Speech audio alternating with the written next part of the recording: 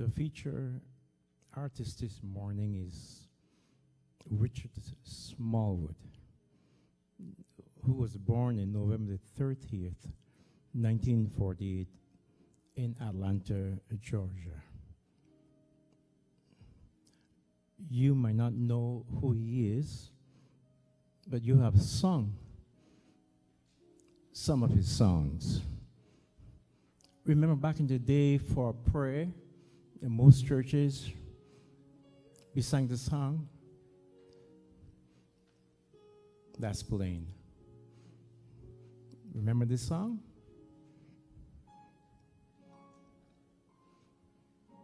I love the Lord. And he has wrote many countless other songs, over 100 songs that he has written. This is one that was important to us.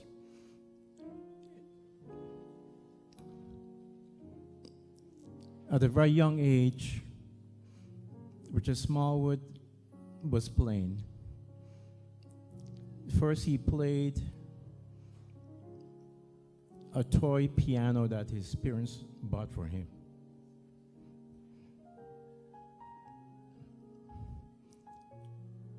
And he graduated from a toy piano to a real piano.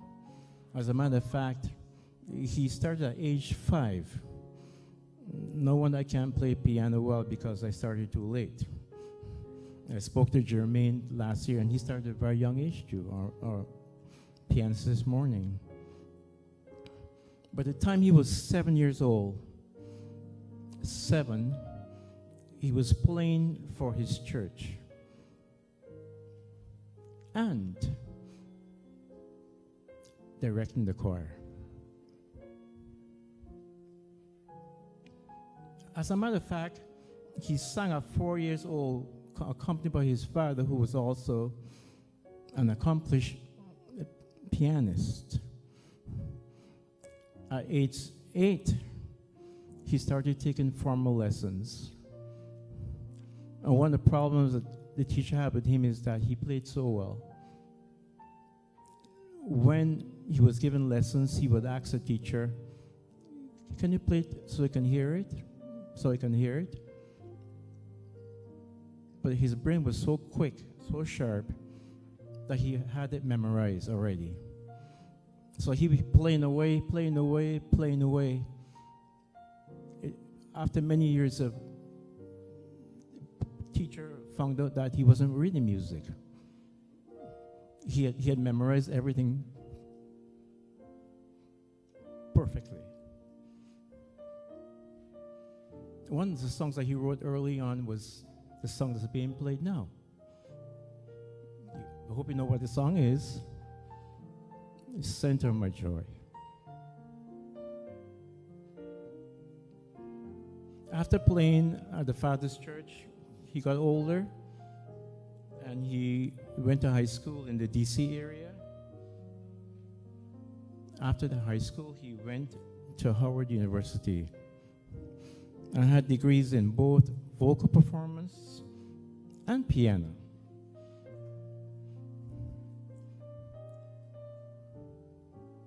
Jesus, You're the Center of My Joy was one of the, it wasn't the first, but it was the second album that he produced. It's a song that everybody knows, everybody sings. One of the things that made him special is that he was able to blend gospel with classical. That's why her songs are so hard to play.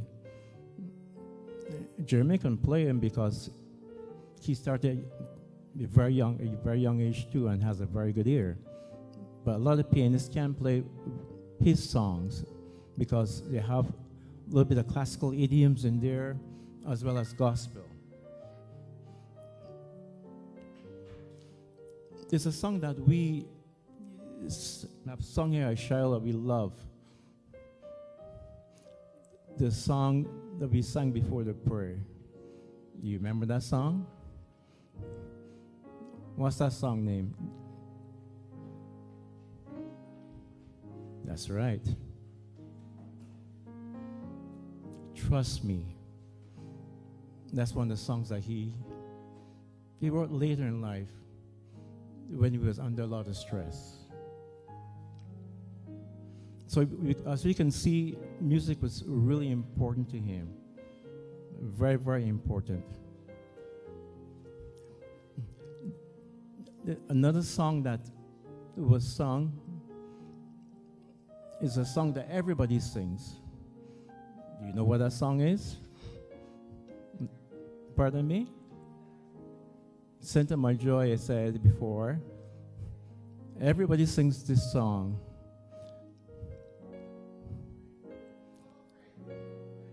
Total praise.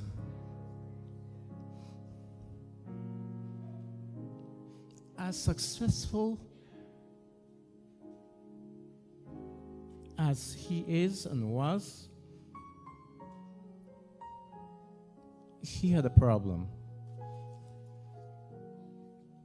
The problem he had was a problem of depression. He recalled how depression left him emotionally paralyzed. He couldn't even go into a recording studio at times.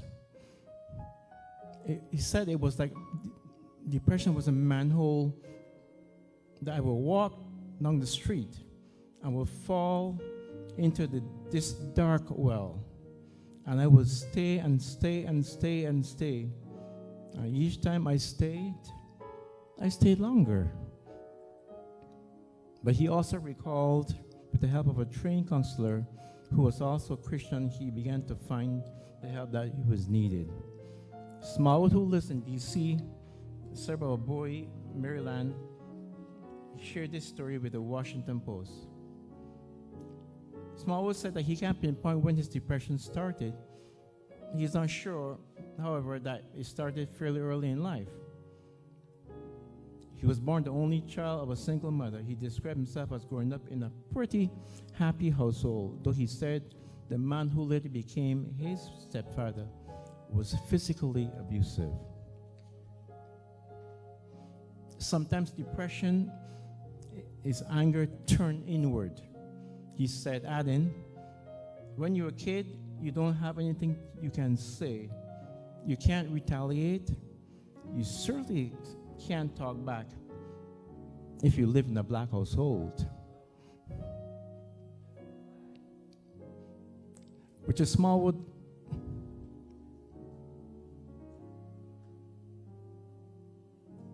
he dealt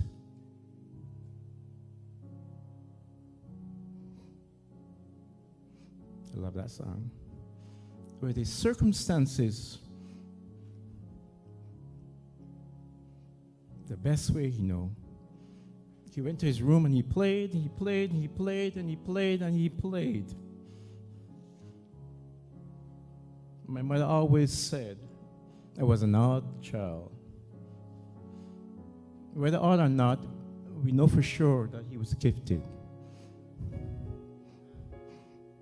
At Howard University, Richard Smallwood majored in the classical piano and the Armenian voice. He found a music mentor and an older student named Donny Hathaway. You guys know Donny Hathaway? But roughly a decade later, Hathaway's body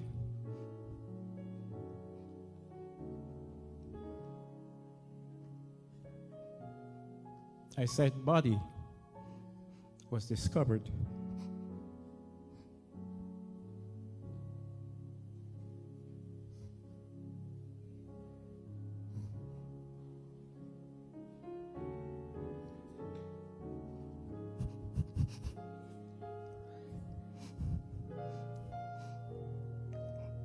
Discovered on a sidewalk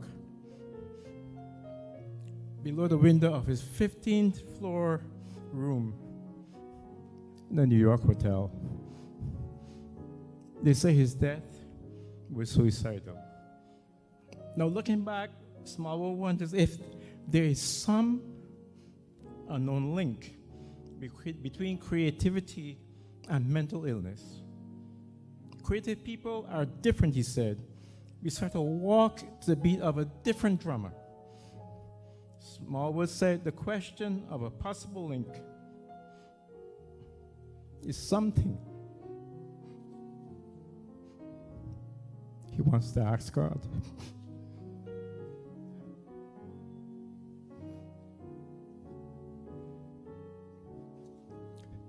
Smallwood said, it seemed like the more creative sometimes is the worse the depression. After years of often being sad for no apparent reason, Smallwood was diagnosed with clinical depression in 2002. By then, he said he had hit some low points, even contemplating ending his own life.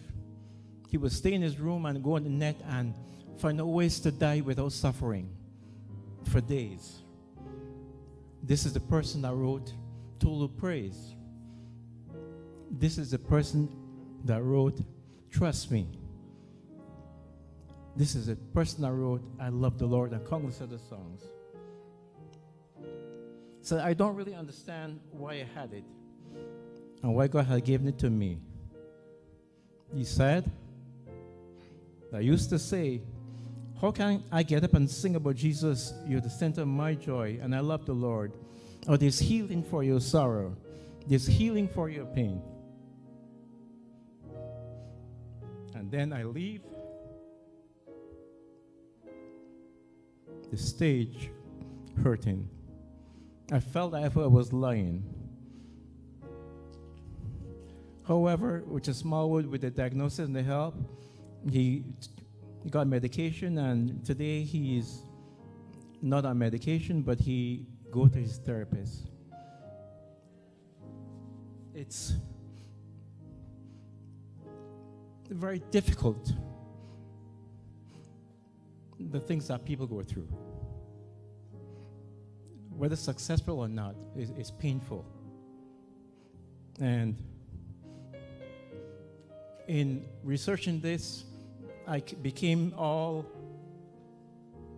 absorbed in his life and the life of some of the people who I grew up listening to. And at times, as a church, we put mental illness way in the back burner, and we don't deal with it. We think that we can pray it away. We can't pray it away.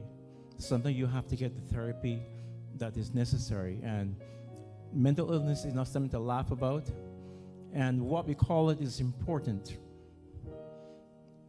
We use some phrases that are not kind to describe it. It affects a lot more people, and it says that it affects the black community more than the whites in the States and the Hispanics. So don't be in denial. We have it with us. Let's deal with it. Let's support those who have mental illness. Thank you very much.